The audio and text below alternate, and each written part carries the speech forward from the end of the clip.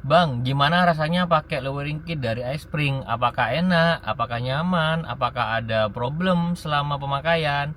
Di video kali ini aku akan jelasin gimana rasanya pakai iSpring setelah 5 hari. Dan aku udah tempuh lebih dari 380 km atau sekitar 400 km lah aku pakai iSpring ini. Aku rasa itu udah cukup untuk memberikan review ke kalian gimana sih rasanya pakai lowering kit. Jadi yang pertama yang paling aku rasain adalah saat di tol di kecepatan tinggi mobilnya jauh lebih stabil. Itu yang pertama. Mungkin karena dulunya mobilnya kan agak agak nungging gini ya, agak nungging. Sekarang udah lebih turun, udah flat, itu membuat mobilnya lebih stabil. Itu yang pertama. Yang kedua adalah suara angin yang ada di sini, yang akibat ini. Di sini kan biasanya ada suara angin tuh. Kalau lebih dari 60 km per jam sampai 80 suara anginnya mulai masuk. Nah, sejak pakai iSpring ini sudah nggak terlalu ada suaranya. Suaranya udah nggak terlalu muncul kayak gitu.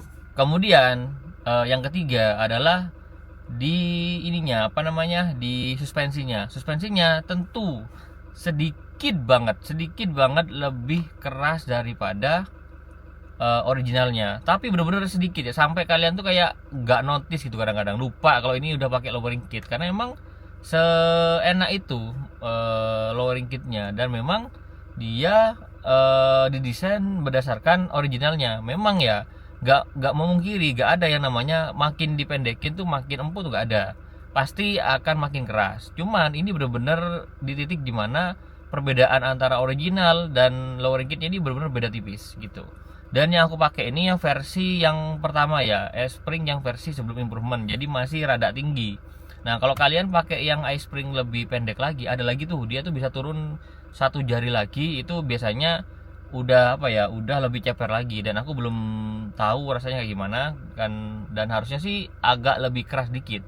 Gak mungkin bener-bener sama persis ya, gak mungkin.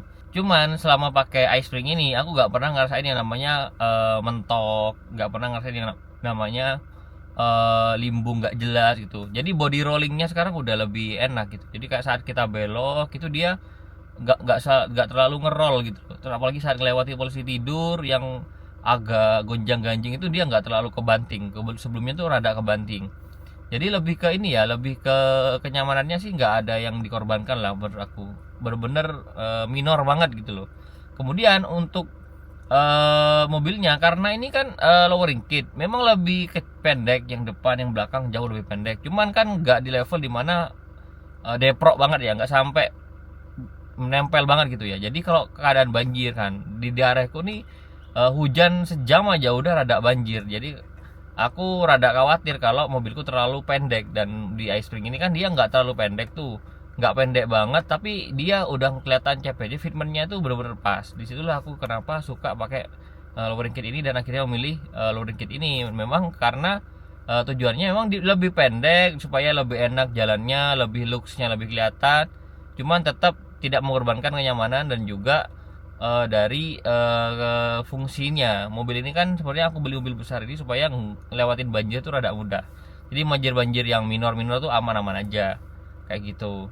Jadi so far selama pakai di 5 harian ini nggak ada masalah yang berarti dari iSpring ini. Dan juga aku tanya ke keluargaku yang aku bawa, aku apa namanya, tanyakan ke mereka mobilnya ada berubah nggak gitu, karena nggak kasih tahu nih kalau aku tuh ganti spring, nggak aku kasih tahu, dan mereka pun nggak akan ngeh gitu. Apalagi orang yang nggak paham otomotif tuh nggak akan ngeh ya kalau mobilnya udah diceperin dikit. Dan itu mereka nggak ngerasa ada perbedaan gitu. Jadi so far ya aman-aman aja. Mungkin karena aku masih pakai yang ring 16 ya, jadi aku rasa sih memang ban ring 16 campur sama si iSpring ini kayaknya kombonya mantep banget. Jadi membuat mobil ini tetap serasa nyaman kayak originalnya.